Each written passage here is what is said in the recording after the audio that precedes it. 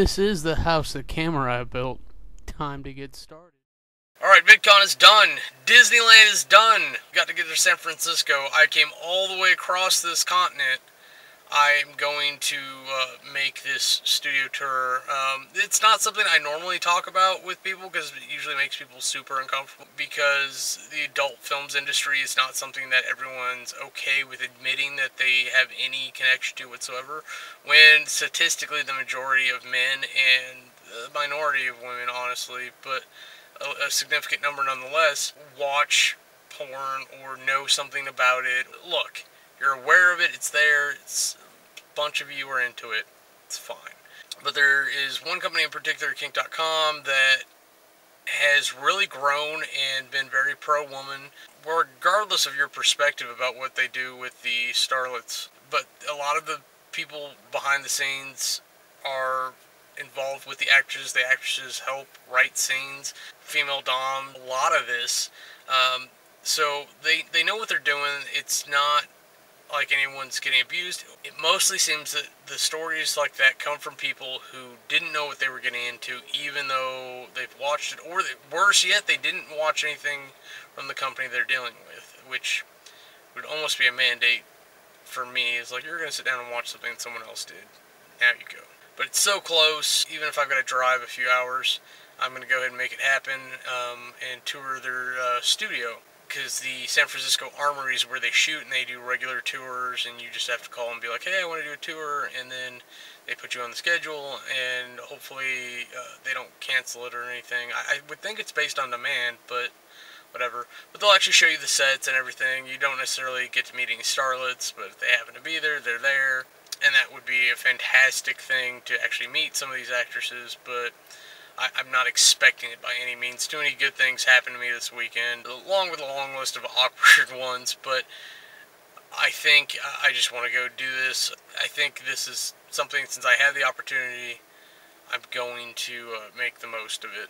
Alright, let's get on driving. Due to the music that was playing in the car at the time and just general road noise, I figured it would probably be better if I muted it, and that seemed kind of lame, so I'm going to sit here and talk to you for a couple minutes while we watch this, in my opinion, beautiful footage.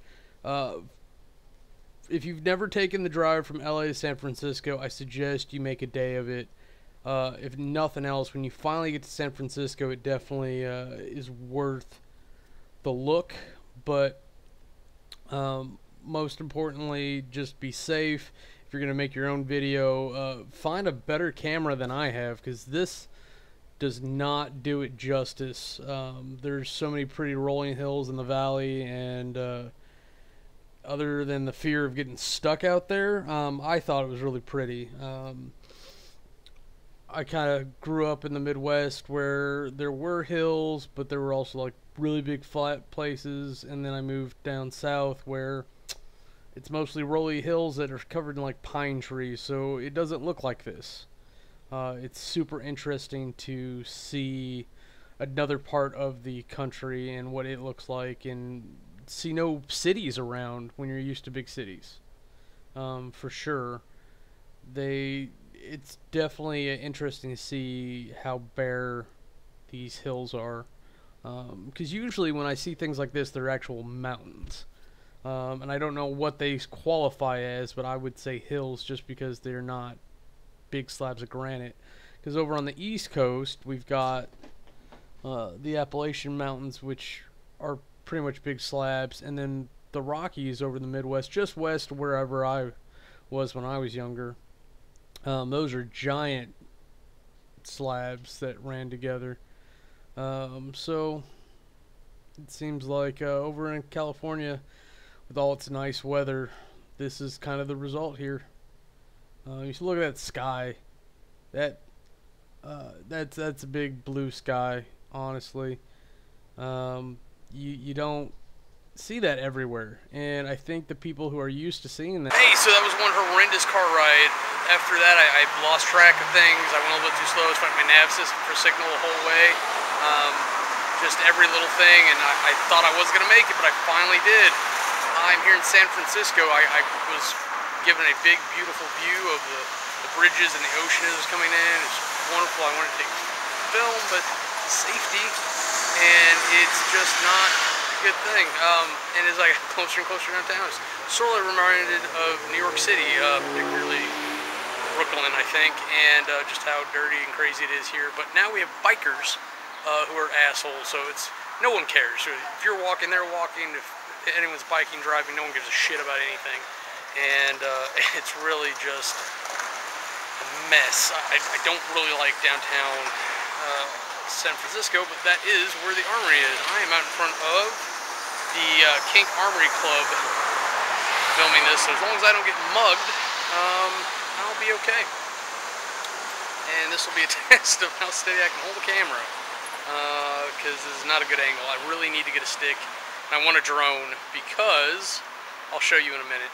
I just went through the tour. Nick was super nice.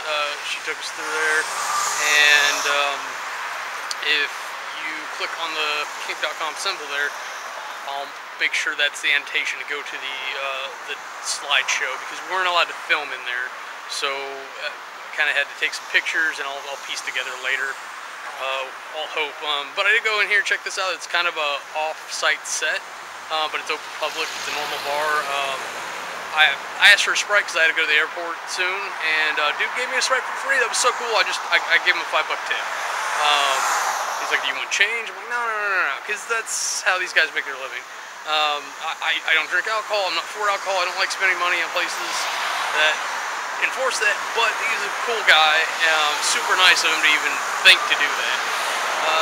But let me see if I can get you a shot of the Armory, because that's where the tour was. Well, that is the corner of the Armory. It is quite a large building, so it will not fit in frame here, which is why at some point between now and next VidCon, I want to invest in a drone, as well as a stick. I really think that'll be money that's worth it in the end. If I continue doing this as a hobby, it seems like things. And a GoPro. I want a GoPro. Along with a couple new like show ideas. I don't know if that's what you would call them, but hopefully when I get back to the realms of normalcy, those ideas will stick with me and I'll be able to execute on them, because that'll mean a little bit better. I want to try to improve my network a little bit. Maybe a lofty goal, but to be where Mr. Harry Britt is right now, I think would be a good goal for next year. Regardless of how long I've been doing this, he's accelerated much faster, and I think if I go through some of the steps that like I've noted to him and he's noted to everyone else, I think I can maybe make it happen. But marketing yourself is a full-time job as it is, and I live a lifestyle that it essentially holds 3 full-time jobs, so essentially I don't get to do all of the second 2 jobs. I just have to do the one that pays me and then get to the others when I can, and sometimes it's just sad. So that's it for me here at the Kink Armory Club. I'm Kamurai. If you don't like me, bite me. If you want to see anything else we're up to, go ahead and click the annotations and they'll take you to our other channels.